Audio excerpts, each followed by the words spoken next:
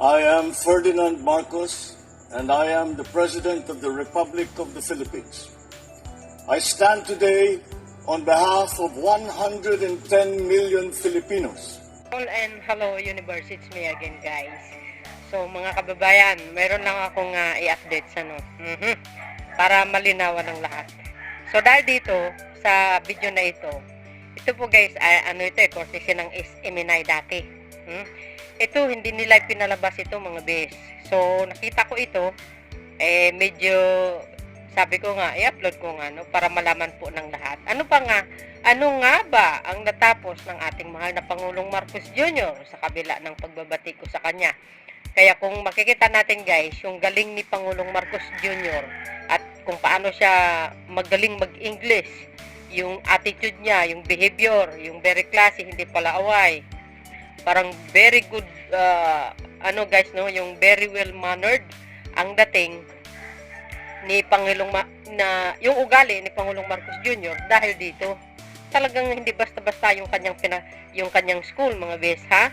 Para kompleto detalyado, ulitin natin ito. Ayan ulitin natin kaya para kompleto detalyado, panoorin nyo ito. See you again guys on my next upload video. Bye and bagus. God bless. Papa-friends. Eto na. Ang Universidad ng Oxford ay walang duda na isa sa mga pinakaprestisyoso at respetadong universidad sa buong mundo. Tanging ang mga may pambihirang katalinuhan lamang ang itinuturing na may kakayahang makapasa at makapasok sa nasabing kilalang universidad.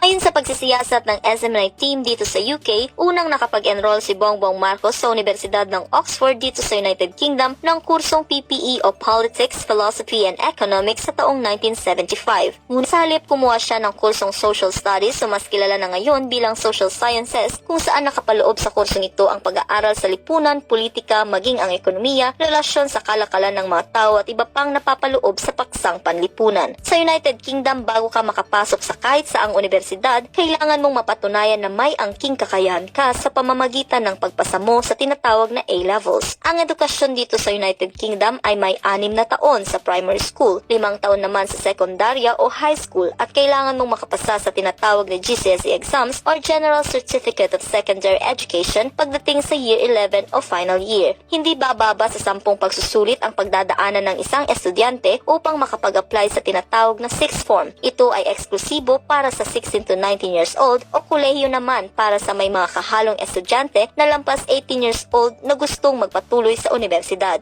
Ang 6th form o kolehiyo ay 2 taon na preparasyon para sa pag-aaral ng isang estudyante na naghahangad makapasok sa isang universidad. Si Bongbong Marcos ay nagtapos ng kanyang sekundarya at tinatawag na 6th form dito sa United Kingdom sa Worth School. Isa itong prominenteng paaralan kung saan karamihan ng nagtatapos dito ay nagpapatuloy ng pag-aaral sa Oxford or Cambridge para sa university stage nito. Kaya hindi na nakapagtataka na dito nga sa Oxford pinagpatuloy ni Bongbong Marcos ang pag-aaral niya ng universidad dahil na rin sa kalidad ng edukasyon rito. Sa usapin kung bachelor's degree ba ang natapos ni Bongbong Marcos o hindi, napapaloob sa sertifikasyon na inisyu ng universidad na nag-umpisa siya sa kanyang kurso noong Oktubre 1 sa taong 1975 at natapos naman siya noong Hulyo 1, 1978 sa kursong Social Studies at pinagkalooban siya ng Special Diploma. Ayon sa pagsusuri, ang ibig sabihin ng bachelor's degree dito sa UK ay nakapag-aral ng 3 taon at natapos ng estudyante ang kurso at napasa nito ang mga paksang tinuturo dito. Ang award naman ay depende sa nakuhang grado ng isang estudyante. Sa kasalukuyan, ang isang estudyante sa isang universidad dito sa UK ay pagkakalooban ng grado na hindi nakapasa,